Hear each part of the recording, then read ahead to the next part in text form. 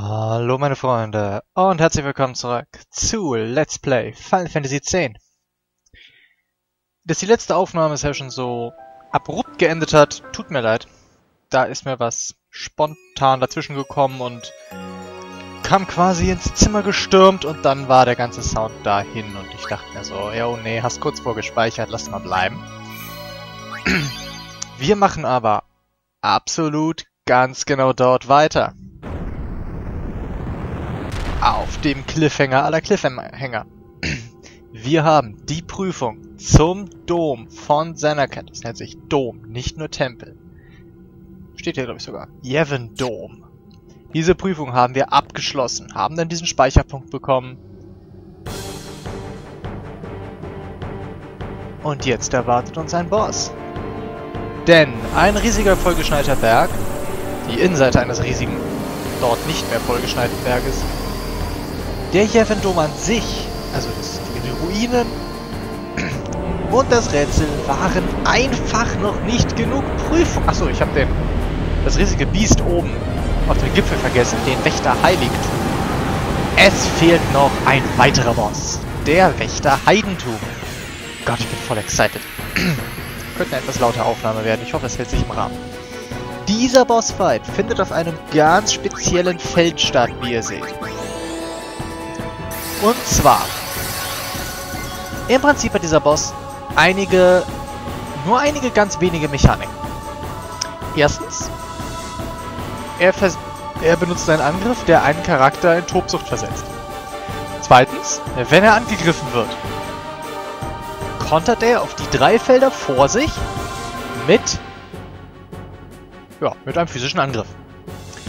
Das mit den Feldern vor sich kann man sich so vorstellen. Wir können uns hier, wer bin ich gerade? Yuna. Wir können uns hier so bewegen. Ja, auf diesen Feldern. Man sieht, das Feld, wo Yuna gerade weg ist, da schaut der Kerl so hin. Ne? Das ist so das Dunkle mit seinem Kopf, mit den Hörnern, das hilft dabei, das so ein bisschen festzulegen. Und gleich ist Yuna dann dran.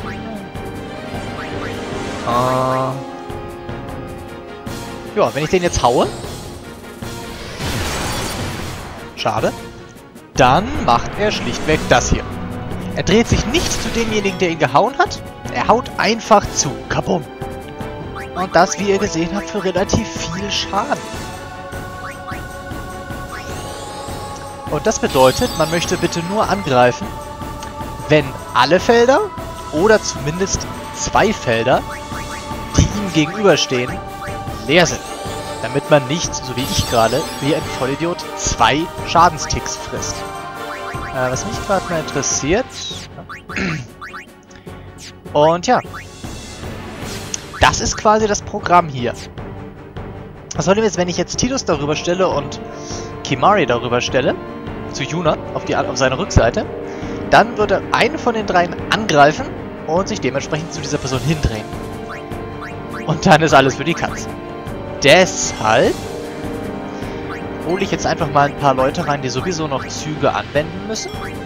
Oren und Rocker machen sich da gut. Und lass ihn zuhauen. Perfekt. Das war der beste Ausgang überhaupt. Oren ist einer derjenigen, die Tobsuchtschutz haben. Und dementsprechend auch jetzt auch nicht in Tobsucht versetzt wurde. Okay, auch nur ein Äther, dann kann ich mir das sparen. Kimahri, die waren alle. Lulu, komm ran. Und ja. Da dieser Typ doch schon relativ uncool drauf ist, halte ich mich da nicht zurück, sondern gebe ihm volles Rohr. Oh mein Gott, der hat viel zu viel physische Abwehr. Oh, das ist nicht cool. Oh. 100 MP gezahlt für knapp 10.000 Schaden. Und da ist Lulu in Tobsucht versetzt. Wir kriegen extra ein bisschen Kamerazoom drauf. Sie wird jetzt automatisch angreifen, so schnell wie sie eben kann. Was bei ihr nun wirklich nicht viel ist.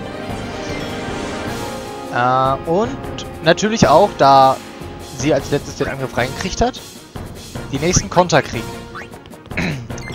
Allerdings ist das nicht so schrecklich, denn Tobsucht ist ein ganz normaler Zustand und lässt sich demnach auch ganz normal mit Medika heilen. Größtes Problem, das ich gerade habe... Oh, Oren ist nochmal dran. Lulu verträgt natürlich keinen weiteren Angriff mehr, das heißt, ich werde den Teufel tun, hier jetzt anzugreifen. Damit würde ich riskieren, dass Lulu stirbt. Stattdessen ist es am sinnvollsten eigentlich, sich hier einfach immer entsprechend umherzubewegen. Konnte man den nicht gemachen oder so? Probieren wir es aus. Was keinen Schaden macht, sollte von ihm auch nicht gekontert werden. Und je mehr wir... Schade. Okay, kein Gemach für ihn. Je langsamer wir ihn machen können, also je mehr Aktionen wir hinkriegen, bevor er wieder dran ist, desto mehr lohnt es sich, sich komplett in seinen Rücken zu stellen. Jetzt zum Beispiel ist Yuna als nächstes dran, erst nachdem unsere beiden Angreifer hier am Zug waren. Und das heißt, es lohnt sich überhaupt nicht. Ich werde einfach mal versuchen... Wobei, warte mal. Warte. Ich habe eine Idee. Wir nehmen mal diese 3 Charaktere. Die mögen wir gerade besonders gerne. Und wir benutzen mal die Totalabwehr, die wir irgendwann auf dem Weg hier mal von den Behemoths gelernt haben. Das hatte ich nämlich bis dato vergessen. Das bedeutet, wir sind jetzt alle in Protist, Shell und den 4 Ex-Zustände versetzt. Und haben immer noch Hast vom Anfang. Das bedeutet, Yuna wird jetzt deutlich reduzierten Schaden nehmen.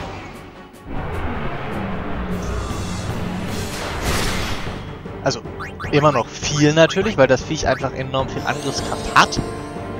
Aber wenn ich zum Beispiel jetzt ihn dazu kriege, Kimari anzugreifen... Oh. Dann wäre das leicht, wollte ich sagen. Na doch, das machen wir. Diese Minen belegen jetzt diese 2 Felder. Und wenn diese Minen am Zug sind, werden diejenigen, die auf diesen Feldern stehen, sterben.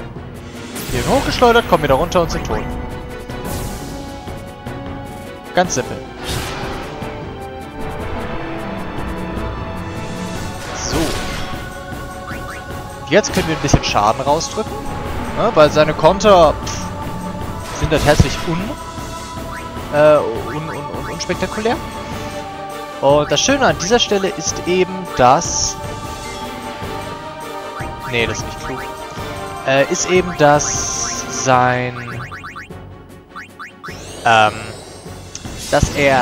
wenn er selbst am Zug ist, er immer nur einen einzelnen Angriff bringt. Das heißt, jetzt wenn er gleich am Zug ist und alle 3 Charaktere nebeneinander stehen, er haut sowieso nur einen. Das, was Flächenschaden macht, ist ein Konter. Und den konnte ich jetzt auf diese Weise, wie ihr seht, ziemlich gut ausschalten. Wieder ein Konter. Ha! Oh mein Gott. Okay. Wir ändern unseren Plan. Der kriegt jetzt sowas von ins Gesicht, dass wir nach Möglichkeit ihn in dieser Runde tot kriegen. Nur mit den Garzaubern, weil ich meine MP noch brauche. Möglicherweise. Lulu hat auch keinen Hast, kann das sein? So, wir versuchen einen Geistbrecher. Oh. Ja, ihr ahnt, was ich erahnt, worauf ich es abgezielt habe, ne? Ich will mit Lulus Ekstase das Ganze zu Ende bringen. Und habe kein Glück damit, aber naja. Schauen wir mal, was passiert. Titus hat ebenfalls der Tobsucht widerstanden. Das macht die Sache für uns ziemlich angenehm. Denn jetzt müssen wir nur noch verteidigen und die Flairwut durchbringen. Wobei, warte mal. Flairwut, hat er den Geistbrecher abbekommen? Hat er. Ich bin am Überlegen. Das Problem ist ja, bei einem Gar-Zauber bekomme ich für jede Rotation einen Zauber durch. Bei der Flairwut 2 Rotationen für einen Zauber. Aber ich glaube, Flair wird in der Wut noch keinen maximalen Schaden machen, also geht sich das aus. 5? Oh, 5 Stück, das ist gut. Ja, seht ihr, weit weg. 5 mal 3600 Schaden. 15. 3, 18.000 Schaden. Das ist üppig. Das war ein relativ guter Run gegen diesen Boss. Einfach aufgrund der Tatsache, dass sein Tobsuchtangriff nur selten Erfolg hat. Wenn Yuna in Tobsucht kommt, ist das immer ziemlich bitter. Weil dann muss man ein Heilmittel werfen oder sowas. Oder wenn man sich wegen der Minen bewegen muss. Das hier war quasi eine... Er hat es uns diesmal quasi leicht gemacht, hat seine Minen immer auf leere Felder gelegt. Und ja, dann kann der so leicht sein. Aber wie gesagt, das ist, das war jetzt schlichtweg Glück. Das hat auch nichts mit Können zu tun. Gut. Yuna, we're here. The Hall of the Final Summoning. Go. Yes.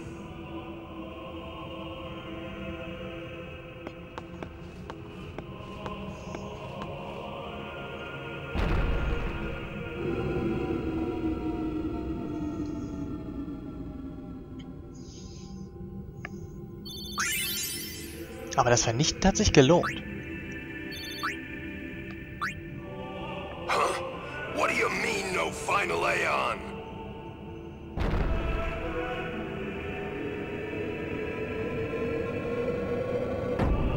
Sir Orin! Everyone!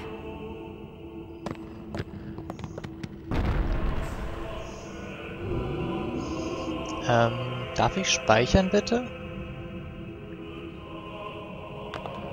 Oh, Gott sei Dank darf ich. Gut, also. Wenn ihr hier nicht so gut gelevelt seid wie ich, in diesem Stand. Gut, dass ich gerade das Hero-Brett bin. Meine Empfehlung an alle von euch, die das Spiel vielleicht selbst spielen. Geht wieder raus, ihr könnt.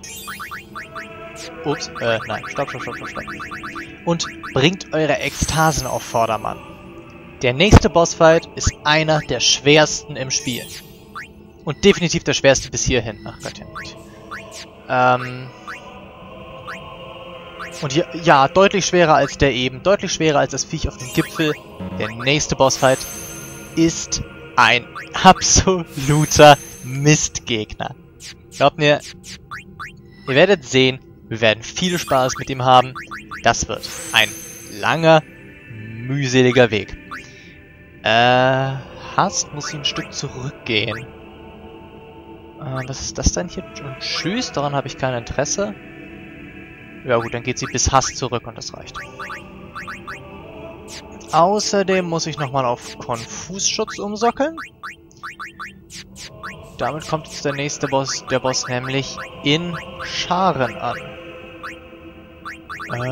Was sonst? Halt, stopp. Da war noch was. Wow, Titus hat ziemlich schlechte Rüstung, wenn ich das mal so sagen darf.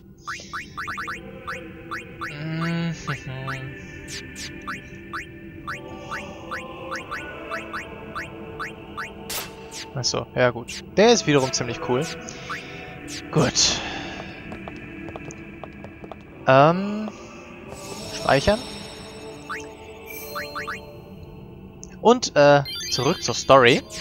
Ich möchte euch daran erinnern, dass Orin hier schon mal war, mit Jack damals. This isn't a faith. It's just an empty statue.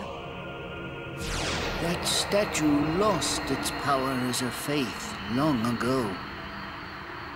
It is Lord Zeon, the first faith of the final summoning. What you see before you is all that remains of him. Lord Zeon is... his soul is gone. Gone? You mean there is no final Aeon? But fear not. Lady Yunalesca will show you the path. The final Aeon will be yours. The Summoner and the final Aeon will join powers. Go to her now. Inside, the lady awaits.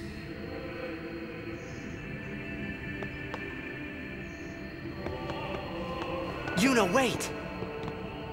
Orin, You knew this was gonna happen, didn't you? Yes. Why didn't you tell us? If I had told you the truth, would that really have stopped you from coming? Yuna. I'm not going back. Kimahri knows. Kimahri goes first. Yuna is safe. Kimahri protect.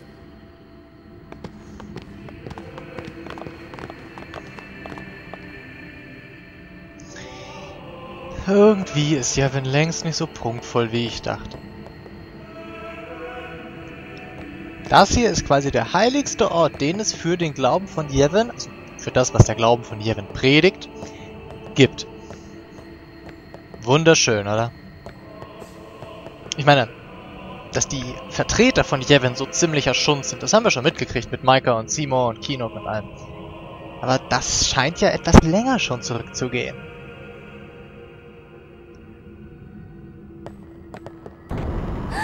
Someone's coming! Lady Yunalesca. Welcome to Zanarkand. I congratulate you, Summoner. You have completed your pilgrimage. I will now bestow you with that which you seek. The final summoning will be yours. Now, choose. You must choose the one whom I will change to become the faith of the final summoning. There must be a bond between Chosen and Summoner, for that is what the final summoning embodies. The bond between husband and wife, mother and child, or between friends. If that bond is strong enough, its light will conquer sin. 1,000 years ago, I chose my husband Zeon as my faith. Our bond was true, and I obtained the final Aeon. There is nothing to fear. You will soon be freed of worry and pain. For once you call forth the final Aeon, your life will end. Death is the ultimate and final liberation. Your father, Braska, chose this path.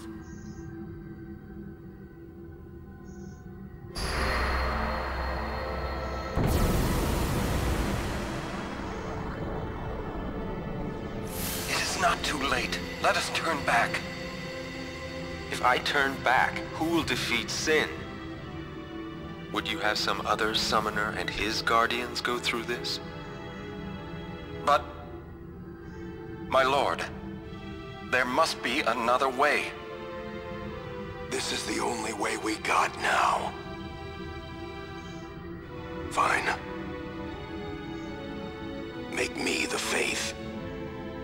I've been doing some thinking. My dream is back in the other Zanarkand. I wanted to make that runt into a star blitz player. Show him the view from the top, you know. But now I know there's no way home for me. I'm never gonna see him again. My dream's never gonna come true. So make me the faith. I'll fight sin with you, Braska. Then maybe my life will have meaning, you know? Don't do this, Jecht. If you live, there may be another way. We'll think of something, I know. Believe me, I thought this through. Besides, I ain't getting any younger, so I might as well make myself useful.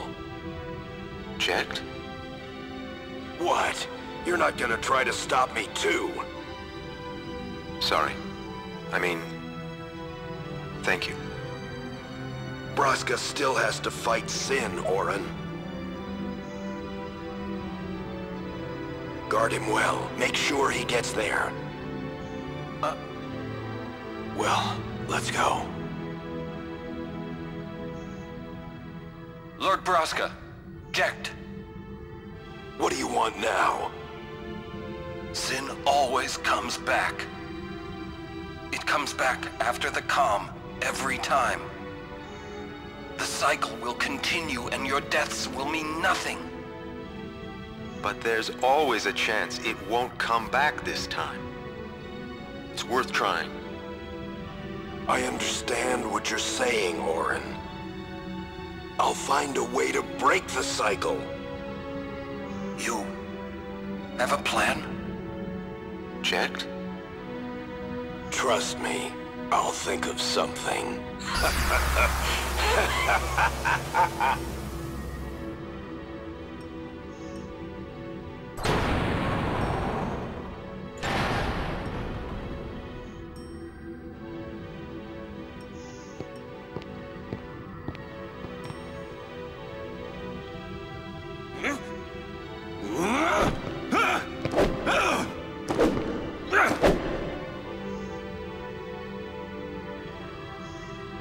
And the cycle went on.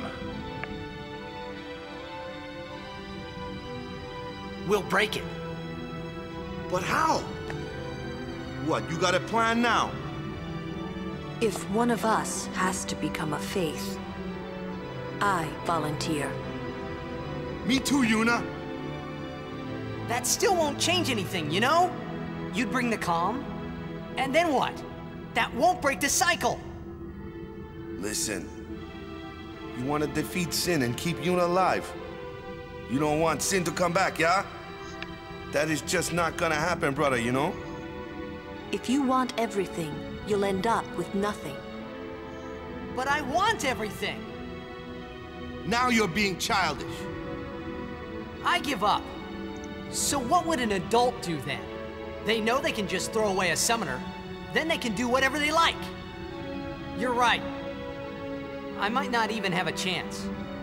But no way am I gonna just stand here and let Yuna go.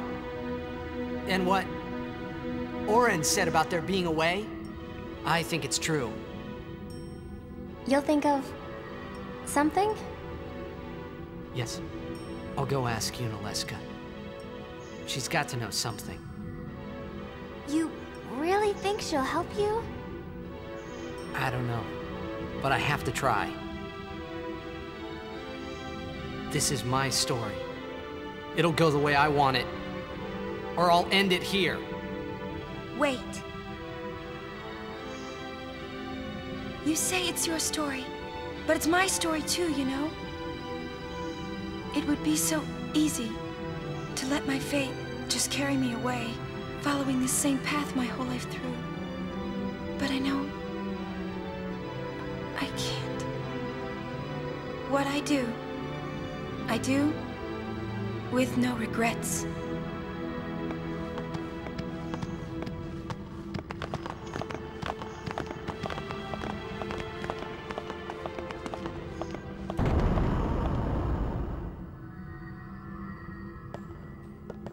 Ja. Ich finde es übrigens ziemlich interessant. Mir ist es aufgefallen, ich weiß nicht, gerade eben, wie unglaublich selten Braska eigentlich Jack und Orin den Rücken, wie selten er ihnen ins Gesicht schaut und wie oft er ihnen den Rücken zuwendet, wenn er mit ihnen redet. Nicht immer, aber erstaunlich oft. Vielleicht, naja, nur so ein Gedanke. Wir wollen jetzt also aus Yunalesca herauskriegen, was dieses kleine bisschen von Info ist, das uns fehlt, um vielleicht noch einen Weg zu finden, die hohe Beschwörung vielleicht ein kleines bisschen besser zu machen, um Sin endgültig in die ewigen Jagdgründe zu schicken. Und ja, gehen wir mal eine Dame befragen. Kerzenschein und angenehmen Abendessen und wie man das halt so macht mit einer Lady. Oder auch einfach auf einer abgewrackten Plattform mitten im Nirgendwo. Das kann man natürlich auch machen.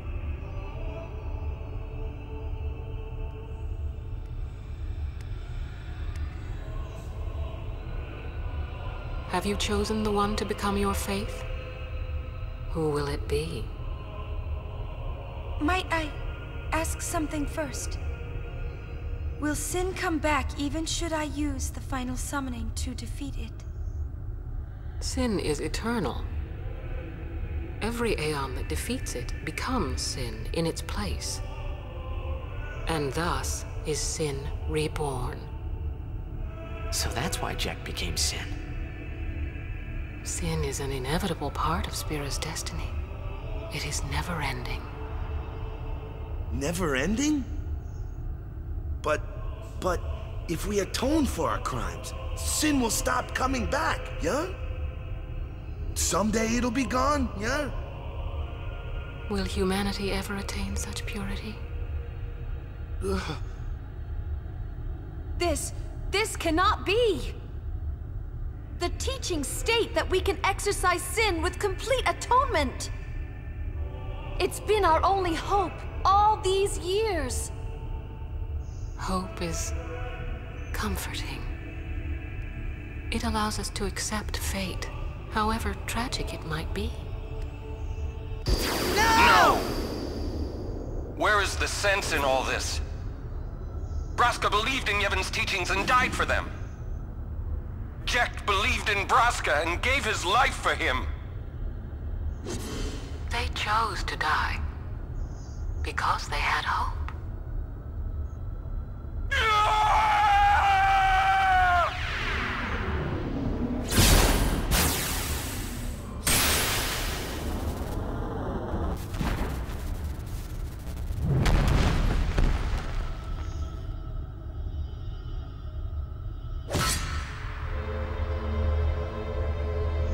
Yevon's teachings and the final summoning give the people of Spira hope. Without hope, they would drown in their sorrow. Now choose. Who will be your faith? Who will be the one to renew Spira's hope?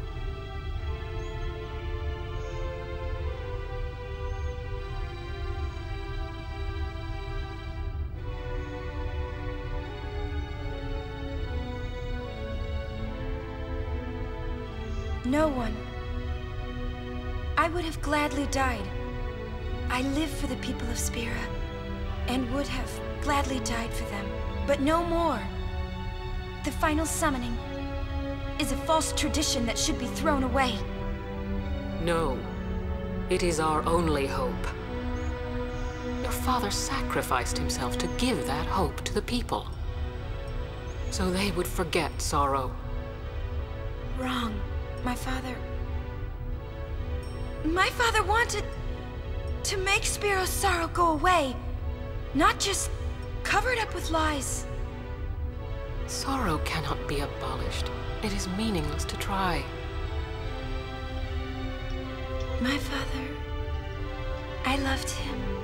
So I will live with my sorrow. I will live my own life.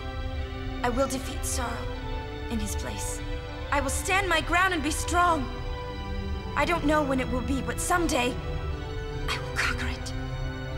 And I will do it without false hope. Poor creature. You would throw away hope. Well, I will free you before you can drown in your sorrow. It is better for you to die in hope than to live in despair.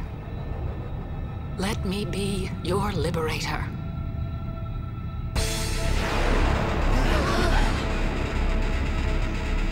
Now!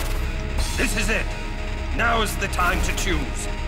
Die and be free of pain, or live and fight your sorrow. Now is the time to shape your stories. Your fate is in your hands. Yuna needs Kimahri. Kimahri protect Yuna. Well, I'm fighting. I can't believe we're gonna fight Lady Yunalesca. Give me a break. You can always run. I'd never forgive myself. No way. Not if I ran away now. Even in death, yeah? My thoughts exactly. Yuna! This is our story. Now let's see this thing